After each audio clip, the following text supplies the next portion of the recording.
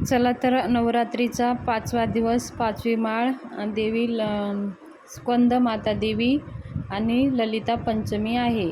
उद्या ललिता पंचमीच्या दिवशी आपल्याला धनप्राप्तीसाठी काही विशेष सेवा करायची आहेत. ललिता पंचमी असल्यामुळे उद्या सोमवार असल्यामुळे आपण बेलाची माळ अर्पण करू शकता. नैवेद्य आपल्याला खिरीचा नैवेद्य अर्पण करायचा आहे. तर ललिता पंचमीच्या दिवशी मुलांच्या प्रगतीसाठी, उज्ज्वल भविष्यासाठी ललिता सहस्त्रनामाचं पाठ आवर्जून करावा आणि मुलांच्या जिभेवर सरस्वती मातेचं बीज मंत्र ऐम हे मधाने, दर्भाच्या काडीने किंवा सोन्याच्या काडीने मुलांच्या जिभेवर प्रत्येक आईने लिहावे.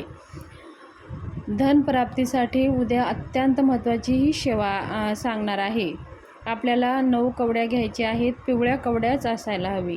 पिवळ्या कवड्या नसेल तर तुम्ही पांढऱ्या कवड्या तुम्हाला भेटत असेल तर पांढऱ्या कवड्या घ्या, त्याला हळद लावून पिवळी करा आणि मग ते आपल्या उजव्या हातामध्ये ती कवडी घ्यायची आहे आणि ललिता अंबाची पूजा आपल्याला करून घ्यायची आहे. पंचोपचार पूजा करायची आहे, माळ अर्पण करायची आहे, ललिता अंबाला नैवेद्यामध्ये खीर अर्पण करायचं आहे आणि धूप दीप ओवाळून घ्यायचं आहे आणि आरती करून घ्यायचं आहे. त्याच्यानंतर आपल्याला मातासमोर बसायचं आहे. एक आसन घ्यायचं आहे. उजव्या हातामध्ये त्या 9 कवड्या घ्यायच्या आहेत आणि ह्या कवड्यावरती आपल्याला सेवा करायची आहेत आणि ह्या आपल्याला ललिता पंचमीच्या दिवशी पण करायचं आहे आणि तुम्ही अष्टमीला पण हे सेवा करू शकता आणि दर शुक्रवारी, मंगळवारी, दर अष्टमी, पौर्णिमेला ह्या सेवा तुम्ही करू शकता. बघा, ही सेवा केल्याने काय होईल? लगेच आपल्याला धन येईल का? पण तसं नसतं. धन ही 8 प्रकारचे असतात. 8 लक्ष्मी असतात. संतानरूपी धन आहेच, सुखरूपी धन आहे, आरोग्यरूपी धन आहे, ऐश्वर्यरूपी धन आहे, कीर्तिरूपी धन आहे. म्हणजे प्रत्येक प्रकारच्या धन असतातच. फक्त पैसाच येणं आणि बघा बाकीच्या गोष्टी जर नसेल तर त्या पैशालासुद्धा काही महत्त्व नाही. जर आपलं आरोग्य चांगलं नसेल तर धन येऊनसुद्धा महत्त्वाचं नाही. तर ह्या सगळ्या गोष्टीसुद्धा धनस्वरूपेच असतात. म्हणून आपलं सगळं आरोग्य चांगलं राहावं, संतानप्राप्ती व्हावं, संतांचं करिअर चांगलं व्हावं, त्यांच्या सगळ्या काही सुखीसुद्धा चांगले मुलं सुखी जगावं म्हणून आपण ह्या ललिता अंबाची कृपा आशीर्वाद प्राप्त करण्यासाठी उद्या काही सेवा करायची असतात.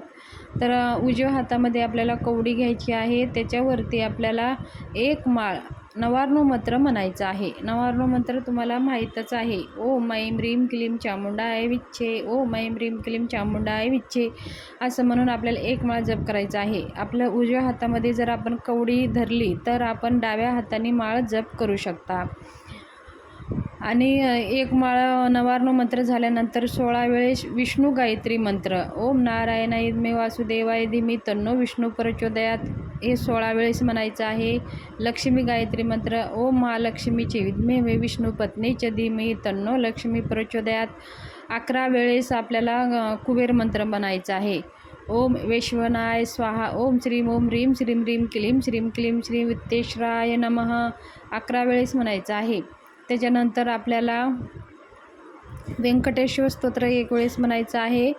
त्याच्यानंतर श्रीसूक्त 1 वेळेस म्हणायचं आहे. ह्या कवड्यावर ह्या लक्ष्मी प्राप्तीसाठी ह्या कवड्यावर ह्या सेवा आपल्याला घ्यायच्या आहेत.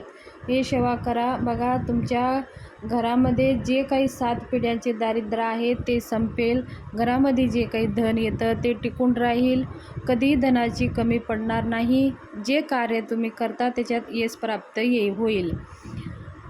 कवड्या ही आई भगवतीला अत्यंत प्रिय आहे. ह्या आई भगवतीचं कृपा आशीर्वाद प्राप्त करण्यासाठी कवड्या खूप महत्त्वाचं मानलं जातं. म्हणून कवड्यावर ज्या काही सेवा आपण करतो तर ते कवड्यावरच्या सेवा आपल्याला सगळ्या मनोकामना पूर्ण करून देतात. आपल्या घरामध्ये धन तर येतच, पण ते धन टिकून राहण्यासाठी सुद्धा ते मदत करतं. म्हणून कवड्या खूप महत्त्वाचे मानले जातात. आईची पूजा सेवा करत असताना आईच्या गळ्यामध्ये, भगवती आई अंबाच्या गळ्यामध्ये सुद्धा कवडी अर्पण केलेली आहे. तर हे कवड्यावरच्या सेवा खूप शुभ मानले जातात आणि आपल्या मनोकामना पूर्ण करण्यासाठी ह्या कवड्या अत्यंत प्रभावशाली ठरतात. आणि हे ललिता पंचमी दिवस हे खूप महत्त्वाचा आहे. हे दिवस तुम्ही चुकू नका. उद्या ललिता पंचमीच्या दिवशी कवड्यावरची सेवा आवर्जून करा. आपल्या मुलांच्या प्रगतीसाठी सुद्धा सेवा करा. धन्यवाद. माहिती कशी वाटली